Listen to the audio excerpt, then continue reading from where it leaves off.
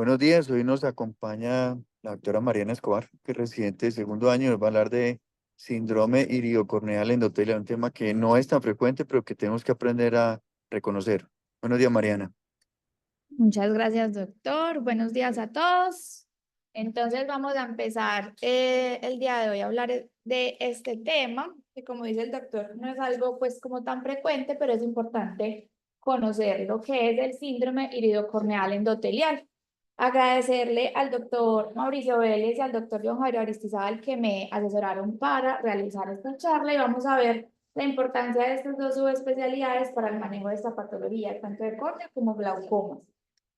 Así está dividida la charla. Vamos a empezar entonces hablando de la definición, un poco de la epidemiología, la fisiopatología de la enfermedad, sus variantes clínicas, el tratamiento y por último vamos a dar unas conclusiones. Entonces, como definición, sabemos que esto es un grupo de patologías oculares que se van a caracterizar por una formación de una membrana a nivel del endotelio corneal que se va a extender hasta el ángulo iridocorneal y hasta la superficie superior del iris. Y tiene tres variantes clínicas, que son el síndrome de Chandler, el síndrome de Cogan-Rees y el eh, ah, y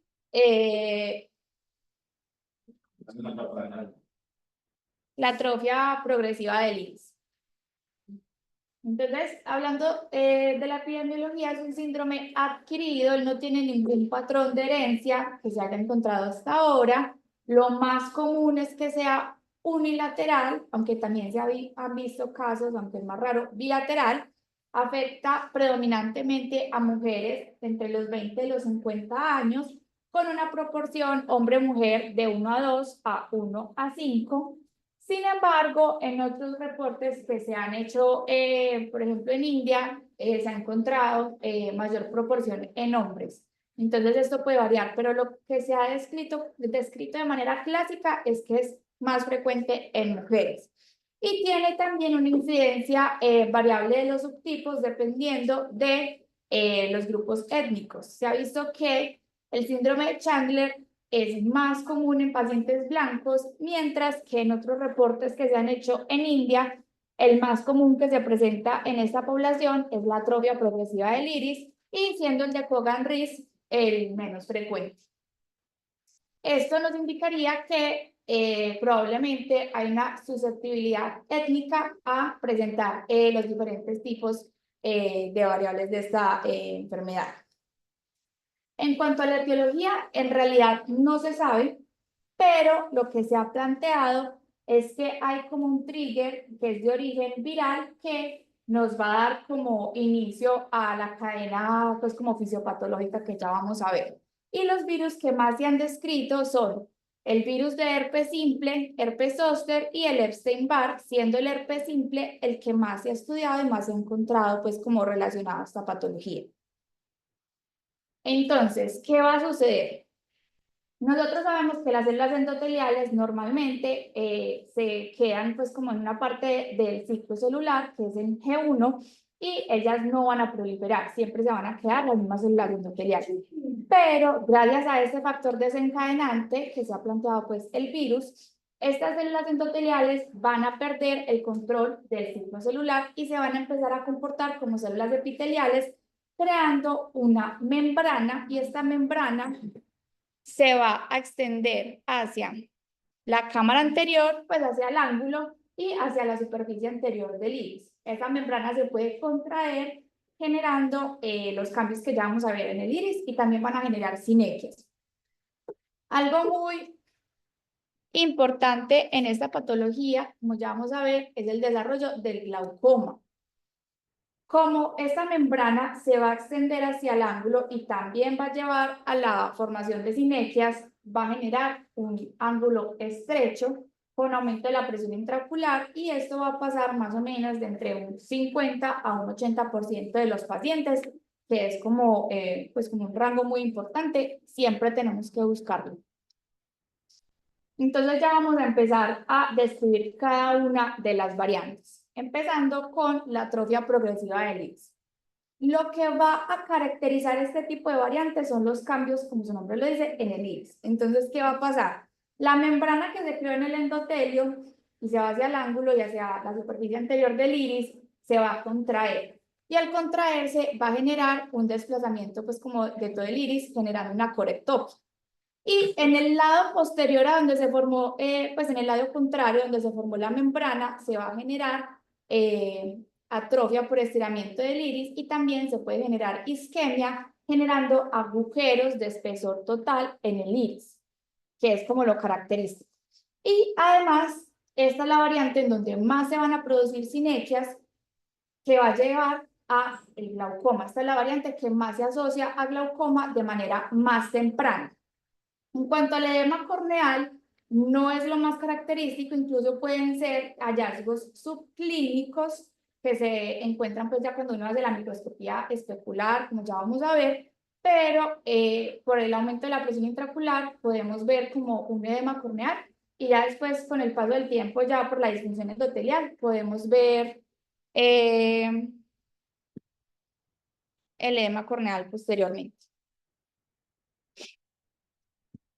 Entonces, ¿qué diagnósticos diferenciales tenemos que tener en cuenta para esta variable?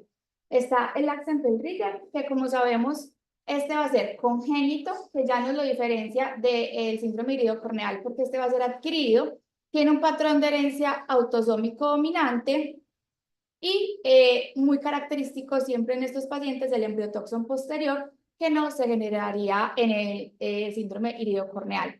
Y tampoco se van a ver los cambios endoteliales clásicos que vemos en esta patología. La aniridia también es congénita, más bilateral y tampoco va a tener disfunción de células endoteliales, para diferenciar. La iridosquisis, que es una separación progresiva de las capas anteriores pues, del estroma del iris, la diferencia es que este se va a dar bilateral y más en personas de mayor edad. Y además, pues tampoco veríamos los cambios endoteliales y lo que nosotros veríamos es como esta separación entre las capas del estroma y no como tal una membrana, que es lo que nosotros veríamos en el síndrome iridocorneal. Siguiendo con la siguiente variante, el síndrome de Chandler, esta sí se va a caracterizar por los cambios a nivel del endotelio. Entonces, ¿qué vamos a ver? El endotelio con una apariencia como, que lo definen como en empedrado o también como plata martillada, como lo vemos en estas dos imágenes. En esta también va a llevar a glaucoma, pero de una manera más tardía, porque la presión intraocular pues está normal al principio pues de esta variante y la formación de sinequias va a ser como de manera más posterior. También se pueden ver atrofias del iris, pero de manera más leve y esta variante no nos va a llevar a estos agujeros de espesor total que vamos a ver en la variante pues anterior, como ya les describí. ¿Qué diagnósticos diferenciales en esta variante?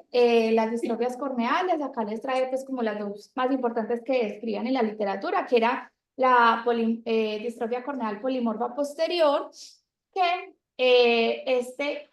pues lo que nos va a diferenciar es que nosotros vamos a ver es como unas vesículas. No vamos a ver como este aspecto empedrado, sino más como unas vesículas y en comparación con el síndrome iridocorneal, las células endoteliales van a estar más grandes. Y en la distrofia endotelial de Fuchs, nosotros no vamos a ver como este aspecto empedrado, sino que lo característico de esta patología son las gutas. Y no vamos a ver patologías en el ángulo ni tampoco en el iris. Siguiendo con el Cogan-Rees, que es la última variante. Entonces, esta se va a caracterizar por nódulos que van a ser planos o irregulares y lo característico es que son hiperpigmentados y son pequeños. En la histología lo que vamos a ver es como un núcleo de estroma de iris normal rodeado de células névicas cubiertas por membranas, como ya habíamos visto que es la fisiopatología de la enfermedad, que se forma la membrana. Y se ha reportado que entre mayor sea la cantidad de melanina del iris, hay mayor probabilidad de que se genere esta variante con mayor incidencia de los nódulos. También se puede, pues como en el mismo paciente, generar como formas combinadas de las variantes.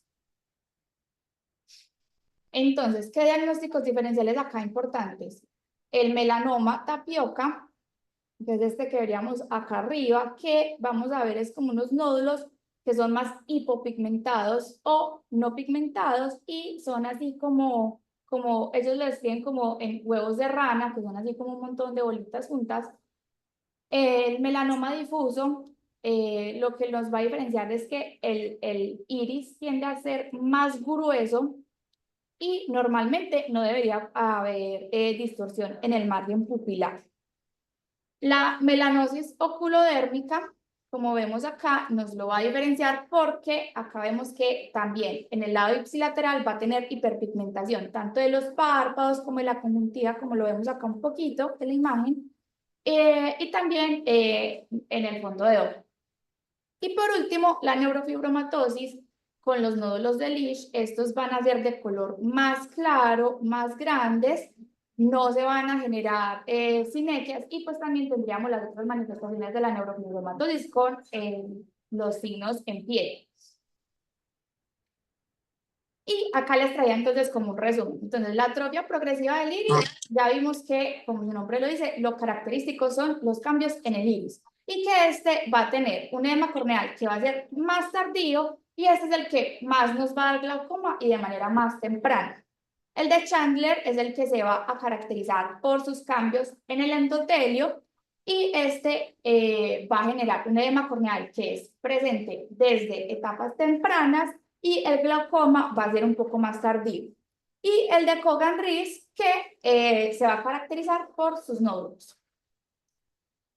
Entonces, ¿cómo vamos a hacer el diagnóstico? ¿Por qué nos va a consultar un paciente con este síndrome? En realidad, pueden ser muy subclínicos en etapas iniciales. Entonces, la idea es que en todos los pacientes que nosotros veamos en consulta, aunque este es un síndrome muy raro, entonces deberíamos evaluar el endotelio y a todos los pacientes, tan siquiera en la primera consulta y cada cierto tiempo, siempre hacerles gonioscopía para mirar el ángulo. ¿Y qué síntomas pueden tener? Entonces, ellos pueden reportar cambios en la forma o en la localización donde está la pupila, disminución de la agudeza visual, que es peor por las mañanas, porque el edema corneal es peor en las mañanas, y también visión borrosa y halos alrededor de las luces. Entonces, acá les traigo un video de cómo se vería en la biomicroscopía, como ese aspecto del endotelio. Aquí vemos cómo está empedrado acá a nivel del endotelio. Aquí lo muestran como con mayor zoom. Y también este video me pareció muy chévere porque nos muestran las sinequias que vamos a ver en el ángulo. Espérense, yo lo adelanto acá.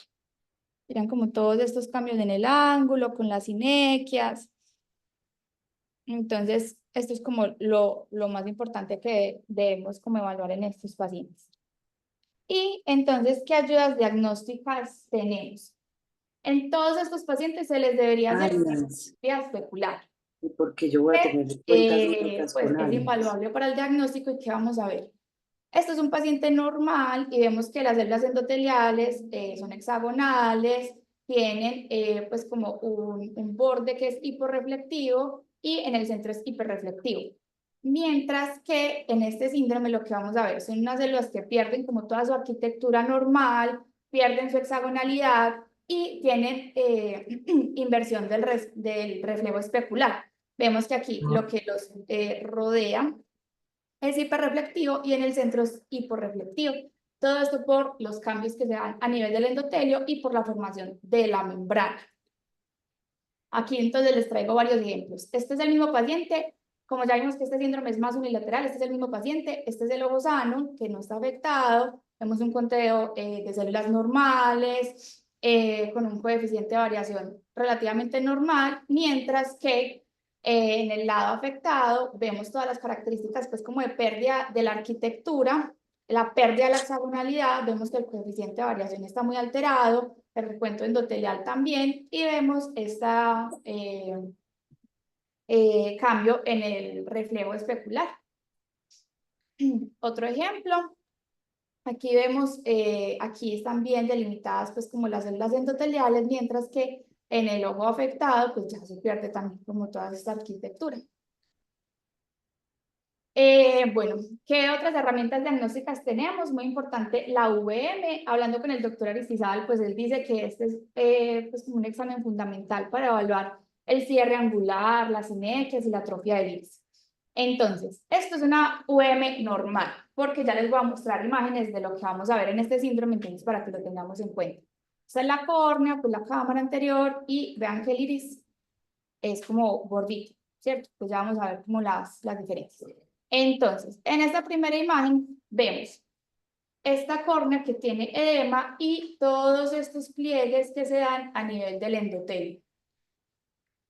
Vemos una cámara anterior que se estrecha y en esta, por ejemplo, vemos que este iris está muy atrófico en la imagen B. En la imagen C y D lo que nos querían mostrar es esta sinequia grandota que está acá y que esto está generando un cierre del ángulo. Aquí vemos el ángulo cerrado. Si vemos acá, el ángulo debería ser así, pero aquí hay como, en la otra hay como aquí pegada una sinequia. Esto más que todo para mis compañeros, porque yo la verdad nunca había aprendido a leer una VM, entonces como para ubicarnos. Y también lo que es muy característico en esa patología es que el ángulo va a tener forma arborizada. ¿Por qué? Que sería estas dos de acá abajo. Esta sinequia, y vemos que el iris está muy atrófico, y esto le da como este patrón que vemos en las dos imágenes de abajo.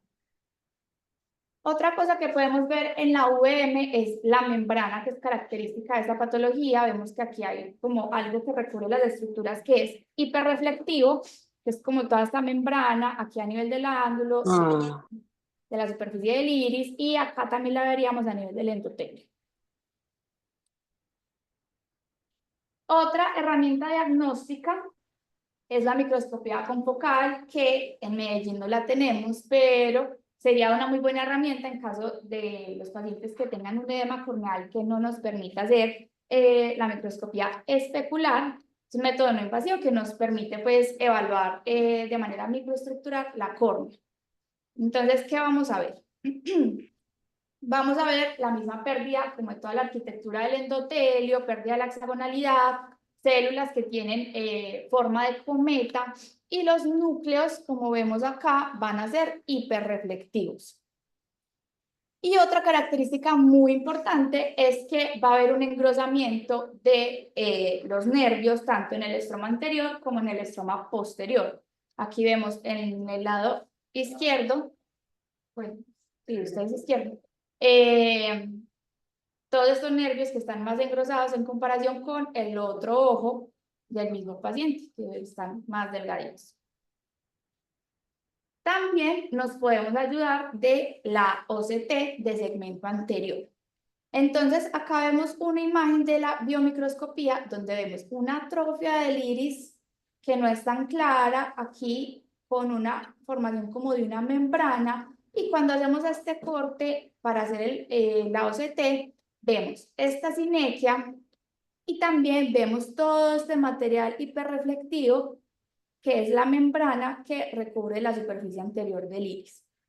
También a nivel, pues aquí vemos como otro corte, donde también vemos las sinequias y todo esto hiperreflectivo que cubre la superficie anterior del iris. Entonces también nos ayuda como a evaluar estas estructuras de manera pues como congruente como con lo que nos dice la VM. Complicaciones.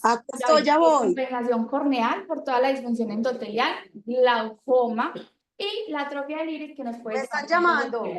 Estéticas como visualmente significativas si ya la atrofia es muy grande.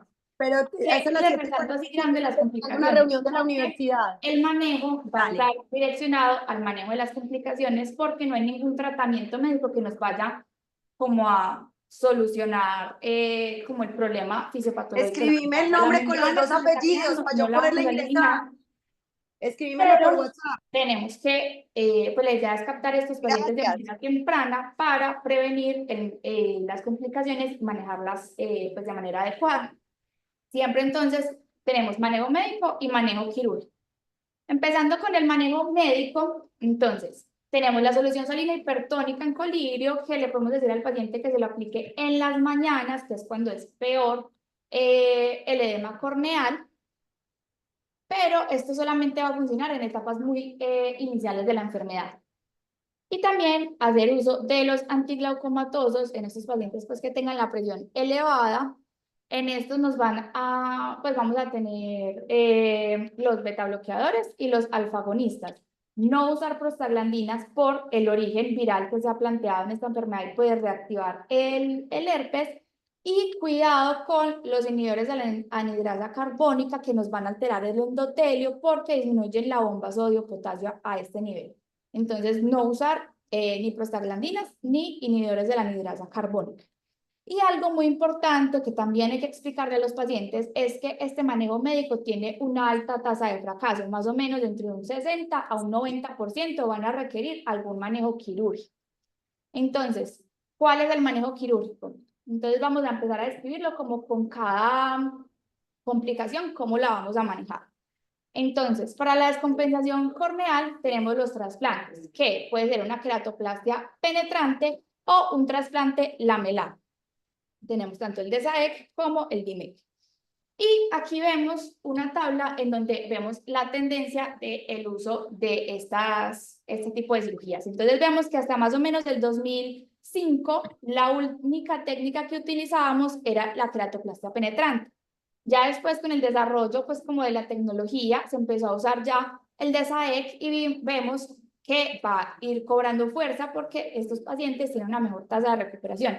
Además que sabemos que estos pacientes con queratoplastias penetrantes van a tener un uso muy prolongado de esteroides y estos pacientes tienen glaucoma, entonces pues como que se les junta todo, ¿cierto? Entonces vemos que la tendencia es más al DESAEC y en los últimos años el DIMEC se ha vuelto, pues ha cobrado mucha fuerza y en este momento es el manejo de elección en estos pacientes si es posible. Algo también a considerar es que estos pacientes tienen peor sobrevida del injerto. Se comparó pacientes que tenían un trasplante de córnea por otra causa y pacientes con este síndrome y se encontró que los que tienen este síndrome tienen una sobrevida del injerto de más o menos 6 años, mientras que los que se les hace trasplante por otras indicaciones tienen una sobrevida de más o menos 15.8 años. O sea, diferencia muy importante. Aquí lo vemos en la gráfica, vemos que a mayores años del injerto, peor es la sobrevida y cae mucho más rápido en el síndrome iridocorneal que en otras causas.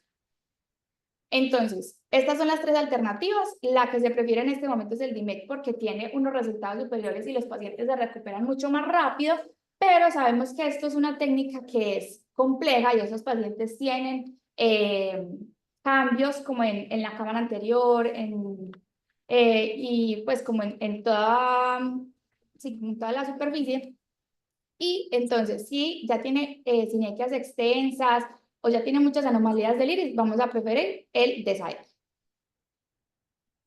Y muy importante, nuevamente, modular las expectativas del paciente. ¿Por qué? Porque este síndrome, junto con las otras, pues con las distrofias estromales, son la primera causa para someterse a 3 o más trasplantes de córnea. Entonces, ¿qué como alternativas tenemos para estos pacientes que tienen múltiples trasplantes fallidos? La queratoprótesis. En realidad, como esto es un síndrome que es raro, pues no hay como estudios grandes de queratoprótesis, pero estos que encontré, pues este me pareció muy chévere porque todos los pacientes tenían pues el síndrome ya diagnosticado y además ya tenían una cirugía de glaucoma filtrante que era efectiva en ese momento. Y estos pacientes antes de la queratoprótesis tenían una agudeza visual mejor corregida, menor a 20/200, y después de la queratoprótesis todos fueron mejor a 20/100. Dentro de las complicaciones, uno de ellos tuvo empeoramiento del glaucoma y en otro paciente se vio como una vitreitis que fue transitoria y era estéril, pues no tuvo infección asociada. Siguiendo entonces con la otra complicación muy importante, el glaucoma, en esta revisión que se hizo en pacientes de India, hasta el 73% de los pacientes. Estos pacientes se siguieron desde 1988 hasta el 2005, si no estoy mal. Y el 73% de los pacientes con este síndrome tuvieron glaucoma pues, en este seguimiento. La presión media fue de 24 milímetros de mercurio y la mitad de los pacientes tuvieron respuesta al manejo médico, mientras que el otro 50% requirieron algún tipo de intervención quirúrgica. Entonces, también estos pacientes tienen mayor riesgo de fallo para todas las cirugías de glaucoma. ¿Por qué? Porque tienen mayor fibrosis conjuntival. Podemos presentar la utilización de la ampolla o del tubo. También se puede formar una membrana retrocorneal que tapa el tubo. Muchas gracias. Se reunió pues ahí porque es obligatoria. La residente está presentando charla. Soy profesora de la universidad, entonces la voy a dejar ahí puesta. Doctora, tiene el Arrancó más micrófono. tarde y por eso está ahí, porque conectado con la casa recordemos, vamos a recordar la También por la sinergia se puede generar un cierre sinequial del ostium de las ampollas. Entonces, la primera opción que tenemos es la trabeculectomía. La idea es siempre hacerla con antimetabolitos, como aquí les muestro pues como un videito de cómo se hace una trabeculectomía. Siempre hacerlo con antimetabolitos como la mitomicina C, porque vemos que aumenta la supervivencia de la ampolla. Entonces vemos que a 5 años sin antimetabolitos la supervivencia es más o menos del 21%, mientras que con mitomicina C esta tasa aumenta un poquito al 30%. Entonces la idea es siempre usarlo. Cuando estos pacientes ya tienen falla de la ampolla, ya se ha hecho revisión de la ampolla, hay falla, entonces ¿qué otras opciones tenemos? La válvula de Ahmed, pues o las cirugías filtrantes en general, que aquí la más común es la válvula de Ahmed, que tiene también pues generar una tasa de supervivencia buena. Se ha visto que hasta más o menos la epidemiología es como muy variable, pero de un 12% a un 80% de los pacientes que se les hizo trabeculectomía con este síndrome van a requerir alguna cirugía filtrante. Y la supervivencia de la ampolla es más o menos a 3 años de 3.5%. Lo que me explicaba el doctor Aristizábal es que la idea es que siempre que tengamos un paciente con disfunción endotelial y que ya sea pseudofaco, siempre dejar el tubo de la ampolla retroiridiano para que no tenga contacto con el endotelio y no nos genere pues como fallo del trasplante. Y acá les quería traer un videito que me pareció muy bonito de cómo pasan el tubo. Entonces aquí están pasando, pues aquí ya habían hecho un túnel escleral y aquí están pasando esta aguja. Y vamos a ver que por acá, por el bisel, van a ir metiendo el tubo de la válvula.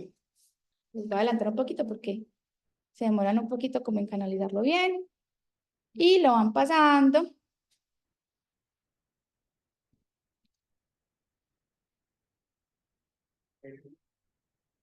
Y ya queda aquí el tubito bien puesto.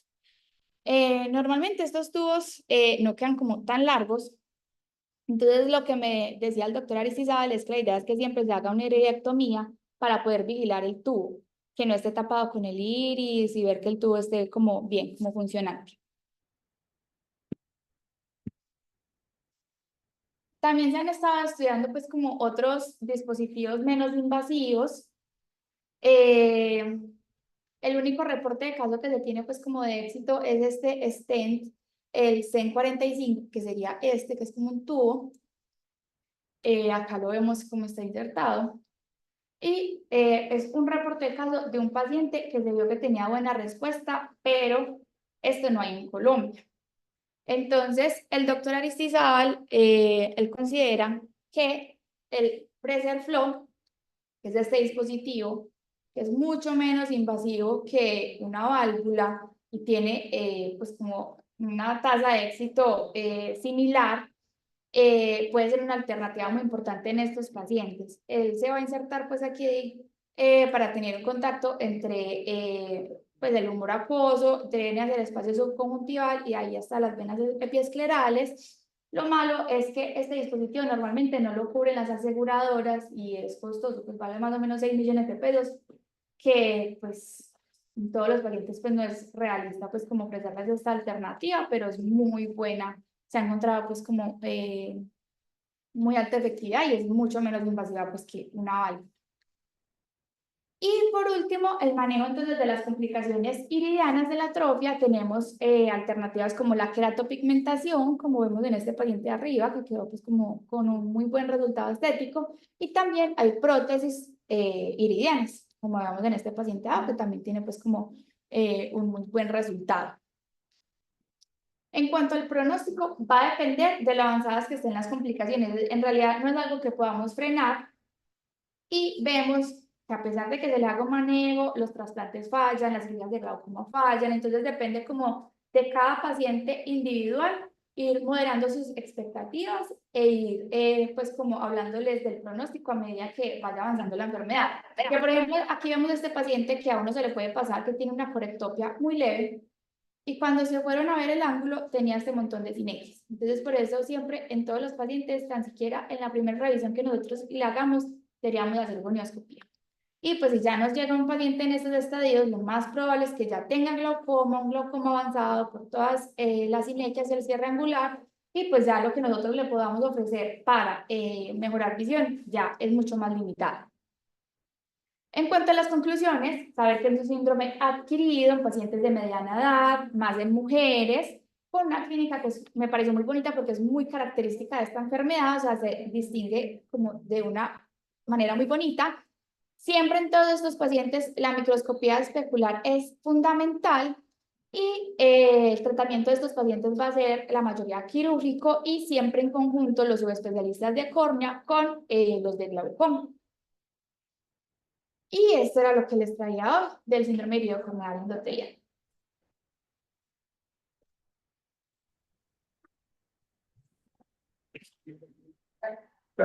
Gracias, Muchas excelente, Mari. gracias, No muchas sé si gracias. Mónica tiene algo para decir. No, me gusta mucho, no me acordaba de esta patología, pues muy bueno recordar y muchas gracias por la conferencia, muy completa. Gracias, doctora. Sí, no es un síndrome muy frecuente, pero con lo que hiciste el recorrido pues, por diferentes digamos que patologías que se le parecen incluso. Es importante recordar el manejo temprano y como decías, la intervención quirúrgica más apropiada para estos niños porque estos jóvenes terminan teniendo muy mal pronóstico en muchos casos. Mira cómo ha evolucionado la cirugía de córnea y la de glaucoma, afortunadamente, pero igual son pacientes que quedan con limitante visual severo, pacientes de baja visión, la mayoría. Entonces es bueno tempranamente hacer como toda la intervención. Muchas gracias por la conferencia, María. Que estén muy bien. Como enseñan terreno, si ustedes ven alguna alteración en las capas de luz, le mandan una biomicroscopía para mirarla con, se van a hacer una faja, porque se encuentran sorpresas, ¿entendés? Y no manipular muchos los iris en la cirugía, porque se quedan con el teatro de ¿entendés? En realidad. Y cuando les toque hacer una faja con un, por ejemplo, un sector del iris inferior, tenés que poner una espatulita y hacerle la faja, porque si no, te vas a chupar todo el tiempo la faja, porque el pedazo de iris que está ahí flequeado. Entonces es importante eso como para el manejo en el momento que estés haciendo una, pero no así, pues no es, sino usted. No, pero hablando de casos de iris con alguna afectación, sí, claro. El iris, el faco le encanta el iris, en todo caso. Se lo chupan. Sí.